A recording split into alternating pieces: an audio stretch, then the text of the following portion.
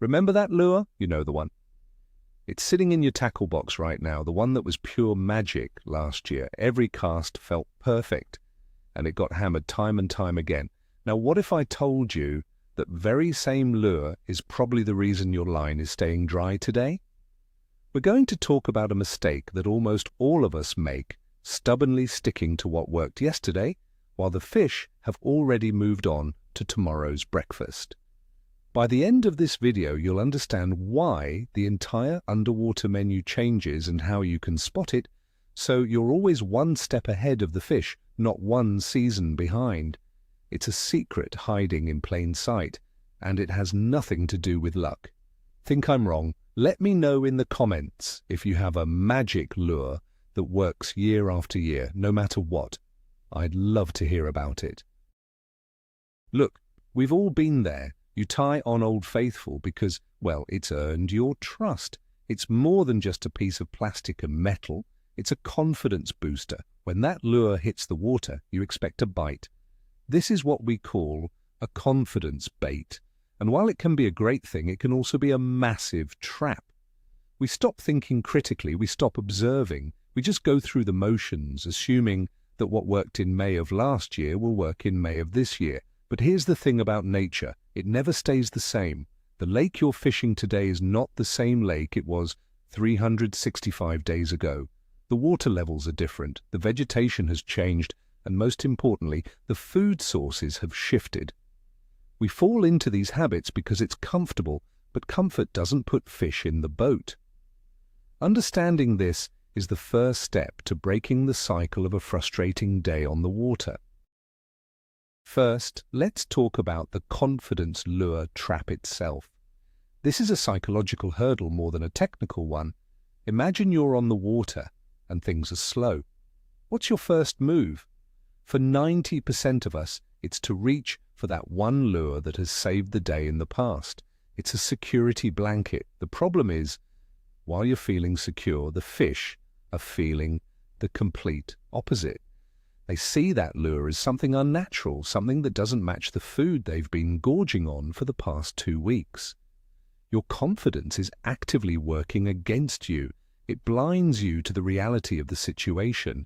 You might spend 3 hours throwing a big, noisy topwater plug because it worked during last year's shade spawn, completely ignoring the fact that this year the base are quietly digging crawfish out of the rocks in 10 feet of water. Breaking free from this trap means being willing to admit your favorite lure might be the wrong tool for the job today. It requires humility and a willingness to start from scratch on every single trip. So let's move on from psychology to biology. The core idea here is that it's not you, it's the menu. You need to stop blaming your casting or your retrieve and start thinking about the forage base. The forage base is just a fancy term for all the available food in a body of water, the bait fish, the crawdads, the bugs, the frogs. This menu is not static, it is constantly changing. A mild winter might lead to an early insect hatch, meaning fish are looking up and keying in on small profiles. A wet, rainy spring might flood the banks, washing in tons of worms and grubs, making jigs and plastics the winning ticket. Last year might have been the year of the perch, with their distinct vertical stripes and yellow bellies. This year the perch population might have crashed, and now the dominant food source is a sleek, silver shiner. If you're still throwing a perch-colored crankbait, you're essentially offering a steak to a vegetarian. The fish don't recognize it as food. It's just a weird, clunky thing moving through their living room. Your first job as an angler isn't to cast, it's to investigate. Figure out what's on the menu today. Let's break it down by season, starting with the biggest change of all, the spring transition. As the water warms up after a long winter, the entire underwater world comes to life. This is when the most dramatic dietary shifts happen. Early in the spring, when the water is still cold, a base's metabolism is slow. They want an easy meal. They might be targeting slow-moving, high-protein food like crawfish, that are just starting to emerge from their muddy winter homes. Your lure of choice should be something that mimics this: a slow, dragged jig, a Ned rig, something that crawls along the bottom. But just a few weeks later, as the water temperature climbs into the 60s, bait fish like shad and shiners will move shallow to spawn.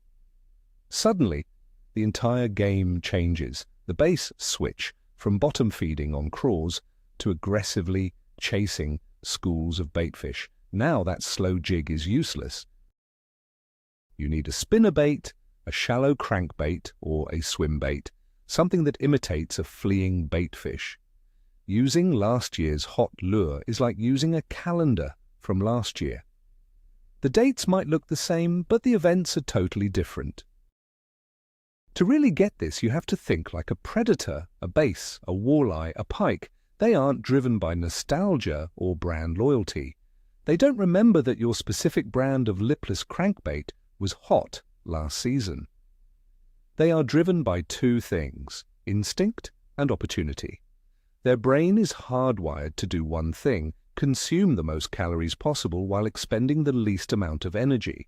It's a simple cost-benefit analysis. If there are 1 million tiny 1-inch-long minnows swimming everywhere, the bass will position themselves to easily ambush those minnows. If a huge population of bluegill has moved up to make their spawning beds, the bass will hang around those beds, picking off any bluegill that gets too bold. They are not going to swim 50 yards out of their way to chase your lure just because it looks cool. Your lure must imitate the most abundant and easiest to catch food source available in that exact moment. If it doesn't, you're just getting a casting workout. Here's a perfect real-world example. Let's talk about last year's shad spawn. Imagine last spring your lake had a massive system-wide shad spawn. For weeks the banks were alive every morning with bass just destroying schools of shad. All you had to do was throw a white spinnerbait or a chrome-coloured lipless crankbait and you couldn't keep the fish off it. It was epic. You filled your phone with pictures. Naturally, you come back this year full of confidence. With a whole box of those same lures, you get to the lake at dawn, you tie on that spinnerbait and nothing. Not a single bite. You try for hours, confused and frustrated. What you failed to notice is that a harsh winter and a cold spring resulted in a very weak shad spawn this year. The shad just aren't there in the same numbers. Instead, the most plentiful food source is the sunfish and bluegill that are now guarding their beds along the bank. The winning pattern isn't a fast-moving shad imitation. It's a slow-sinking lure that mimics a pesky bluegill pitched right next to those spawning beds. Your magic lure from last year is now irrelevant. Now let's flip that scenario on its head. Let's imagine that last year was a drought year. The water was low and clear, and the primary forage was small, open-water baitfish like threadfin shad. Finesse techniques were king. Small swim baits on light line, drop shots, and subtle jerk baits were the only things that would get bit. You got really good at it, and you loaded up on that light tackle. But this year, the opposite happened. You had a record-breaking wet spring. The lake is high and muddy. All that new flooded vegetation has caused an explosion in the crawfish population. They are everywhere. The bass have their heads down, rooting around in the mud and rocks, looking for those crunchy morsels. That little finesse swim bait you perfected last year is now completely invisible and unappealing in the stained water. The fish aren't looking for it. They're feeling for the thump and clack of a crawfish. Now, a bulky jig with a rattling trailer or a square bill crankbait that deflects off rocks is the ticket. You have to trade your finesse for power, all because the rain changed the menu. So how do you figure all this out? It starts with one simple, often overlooked skill: observation. Before you even make your first cast, you need to take 5 minutes and just look around. What do you see? Are there herons or other birds stalking the shallows? If so, they're likely hunting small fish or frogs. Pay attention to where they are concentrated. Do you see tiny V-wakes on the surface or the telltale flicker of minnows breaking the water? That's a dead giveaway that baitfish are in the area. Look at the bank. Are there crawfish claws scattered on the rocks from where raccoons or otters have been feeding? Check the water. Are there spider webs on the dock posts? If so, what kind of bugs are trapped in them? All of these are clues. Your fishing trip should start with a bit of detective work. Stop blind casting and start looking for evidence. Nature is constantly giving you hints about what's on the menu. You just have to be willing to look and listen before you start throwing. You often hear fly fishermen talk about matching the hatch. It's a core principle of their sport. They meticulously try to imitate the exact size, shape, and color of the insects that are hatching and that the trout are feeding on. Conventional tackle anglers need to adopt this same mindset but expand it.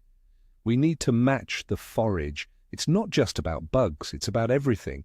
If you see bass chasing shad, don't just throw any old crankbait. Look at the size of those shad. Are they 3 inches long or 1 inch long? Match your lure size accordingly. If you catch a fish, take a second to look in its mouth or see what it spits out in the live well. If it spits up a half-digested crawfish, you just got the most valuable piece of information of the day. It's time to put away the swim baits and tie on a jig. Matching the forage is the most direct path to consistent success. It's a proactive approach rather than the reactive approach of just cycling through lures hoping something works. Let's dig deeper than just looks. It's also about sound and vibration. Let's say last year the lake was consistently muddy and a lipless crankbait with a loud rattling chamber was the ticket. That sound was essential for the fish to locate your lure in the dirty water. You got used to that rip and pause retrieve and the aggressive bites it triggered. This year, due to a lack of rain, the water is crystal clear. You tie on that same rattling lure and start ripping it through the shallows. Now, instead of attracting fish, you might actually be spooking them. In that clear water, the loud rattle is no longer a dinner bell, it's an alarm bell. It's unnatural and intimidating. The fish can see the lure from 20 feet away. They don't need the extra noise. In this scenario, a silent or subtle ticking crankbait, or even better, a weightless soft plastic that makes almost no noise at all, would be a much better choice. The sound profile of your lure is just as important as its visual profile, and it must match the conditions of the day, not the conditions of last year. Water clarity is one of the biggest variables that changes year to year, and it should dictate your lure choice. Let's get really specific. If last season was dry and the water was clear, fish were likely relying heavily on their eyesight to hunt. This means natural colors, realistic patterns, and subtle actions were probably most effective. Lures that looked exactly like a real bluegill or a real perch would have excelled. But if this season has been rainy and the water looks like chocolate milk, fish can't use their eyesight as effectively. They switch to relying on their other senses, primarily their lateral line, which detects vibration and water displacement. This is when you need to change your approach completely. Bright, gaudy colors like chartreuse or hot orange, which are highly visible in low light, become key. And lures that move a lot of water, like a big, thumping Colorado blade spinnerbait or a wide wobbling crankbait, are now the superstars. Using a subtle, natural-colored finesse, lure in muddy water is like trying to find a needle in a haystack. The fish will probably never even know it's there. Let me tell you a quick story to illustrate this. A few years back, I was fishing a local lake that had always been a great spot for throwing a Texas-rigged plastic worm in a natural green pumpkin color.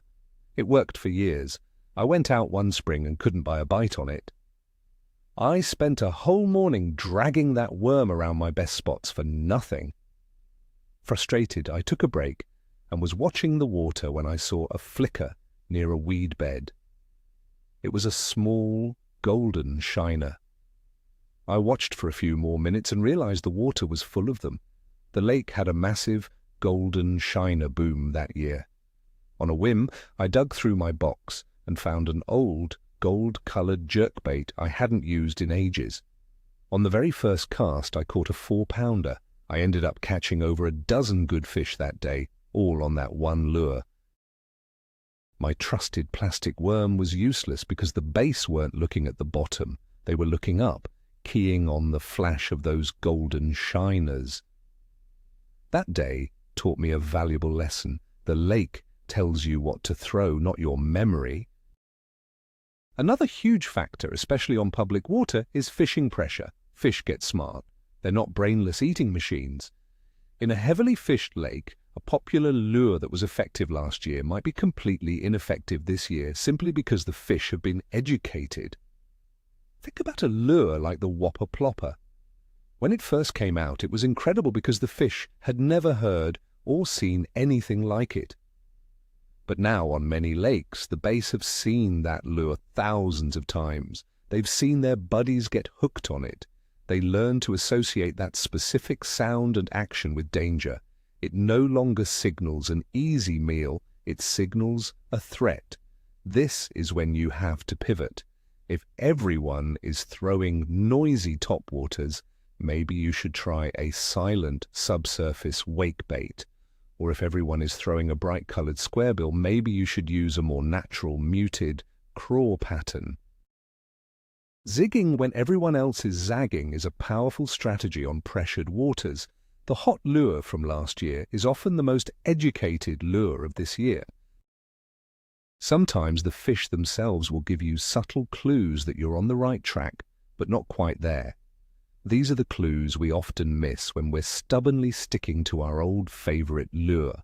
For example, you're fishing a jig and you keep feeling a soft tick or a mushy feeling, but you never get a solid hookup. Or you're reeling in a crankbait and a fish follows it all the way to the boat before turning away at the last second. These aren't signs of failure, they are signs of interest. The fish is telling you, I'm curious, but I'm not convinced. This is a critical moment. Instead of just making the same cast again, it's time to make a small adjustment. Maybe the fish want a slightly smaller jig. Maybe that crankbait is moving a little too fast.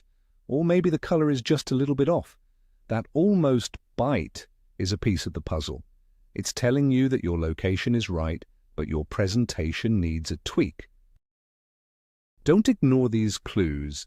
They are the fish trying to tell you exactly what they want. Often the solution to this problem involves downsizing your ego, and with it, your lure. We all love to throw big, flashy baits and get those bone-jarring strikes. It's exciting, but many times, especially when conditions are tough or the primary forage is small, a smaller, more natural presentation is the way to go. Let's say last year, you crushed them on a giant 8-inch swim bait because the lake had a healthy stock of adult trout for the bass to feed on. This year, after a tough winter, the most abundant food might be tiny, 2-inch long fry from the bluegill spawn. That giant swim bait now looks like a monster that isn't worth the effort or risk for the bass to attack. The smart move is to switch to a small Ned rig or a tiny crappy jig. It might not feel as glorious, but it will get you bites when the big baits are getting ignored.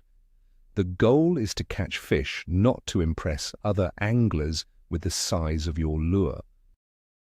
Match the size of the available food, even if it means tying on something that feels ridiculously small.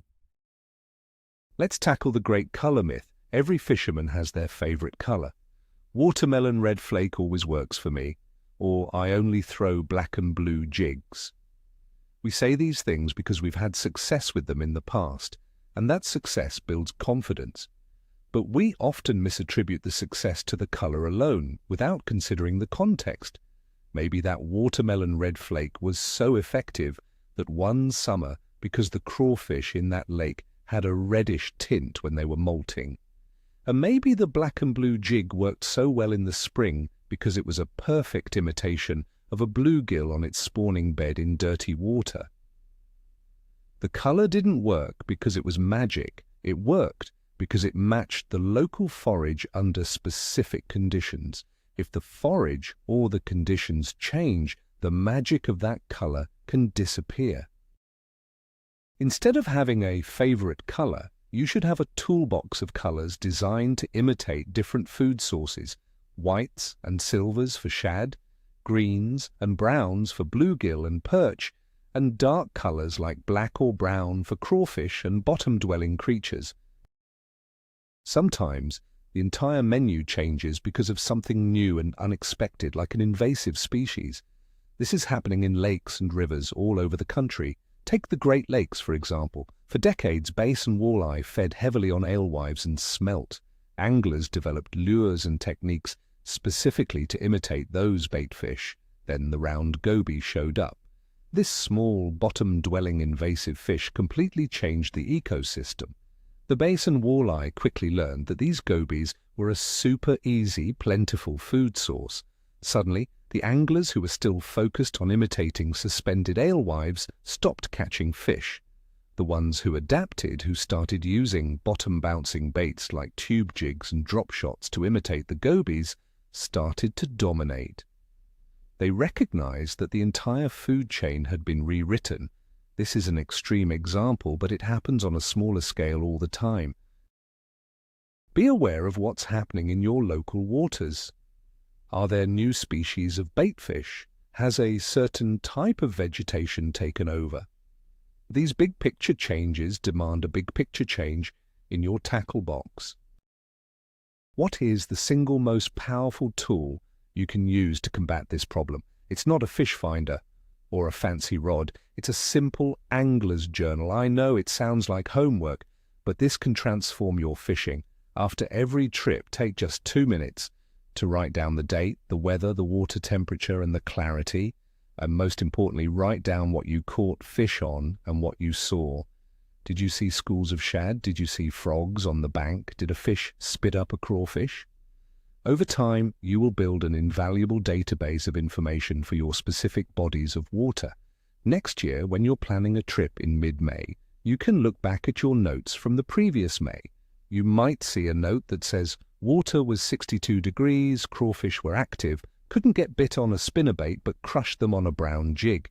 This is infinitely more valuable than just relying on your fuzzy memory.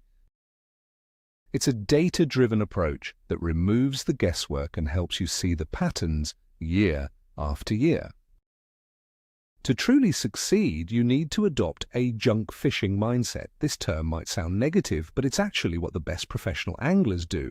It means you don't go into a day with a rigid, preconceived notion of what should work. Instead, you go in with an open mind and a versatile selection of lures. You might have 5 or 6 different rods on the deck, each with a different type of lure. One might be for top water, one for the bottom, one for suspended fish. You use this variety to quickly test different patterns and presentations. You spend the first hour of your day fishing fast, covering water, and trying to get the fish to show you what they want. Maybe you get a bite on a crankbait near a rocky point and another on a plastic worm near a laydown. You take these clues and start to build a pattern for the day. A junk fisherman isn't committed to one lure or one technique. They are committed to figuring out the puzzle, and they are willing to use any tool in the box to do it. Don't be a one-lure pony. If you're still not convinced, I want you to try a simple on-the-water experiment next time you go out. Rig up 2 rods. On the first rod, tie on Old Faithful, that one lure from last year that you have the most confidence in. On the second rod, tie on something that represents the most likely forage based on your observations that day. If you see a lot of bluegill, tie on a green pumpkin, swim bait. If you think crawfish are the deal, tie on a brown jig. Now fish for an hour, alternating between the two rods. Cast your confidence bait a few times, then pick up the other rod and cast the observation bait to the same areas. Be honest with the results. More often than not, you'll find that the lure you chose based on present conditions will outperform the lure you chose based on past memories. This simple test can be a real eye-opener. It forces you to confront your own biases and let the fish tell you what they truly want to eat. The results might just make you rethink your entire tackle box. So, what's the ultimate takeaway from all of this? It's simple. Your lure box is not a museum full of trophies from past victories. It's a toolbox. And just like any good mechanic, you have to use the right tool for the specific job you're facing today. Using last year's hot lure to try and solve this year's fishing puzzle is like trying to use a hammer to turn a screw. It might work eventually through sheer luck, but it's inefficient and frustrating. The job of the angler changes every single day, dictated by the weather, the season, and most importantly, the available food. The most successful fishermen are not the ones with the most lures, they are the ones who are the most adaptable. They are observers, they are detectives, and they are willing to let go of what worked yesterday to embrace the reality of what is working today. Stop fishing your memories and start fishing the moment. That's the real secret. So let's bring it all home. The big overarching idea is this: the fish do not care about your memories. They don't care that your grandpa's old jitterbug caught a monster back in '92. And they certainly don't care that your chartreuse spinnerbait was on fire last June. They are creatures of instinct, driven to eat what is most abundant and easiest to catch right here, right now. The most profound shift you can make as an angler isn't buying a new $100 lure. It's changing your mindset from what lure should work to what are the fish actually eating today. That's the what ate a poverot moment. It's when you realize that observation is more important than casting. Understanding this single principle will have you catching more fish more consistently than any 10 new lures you could ever buy.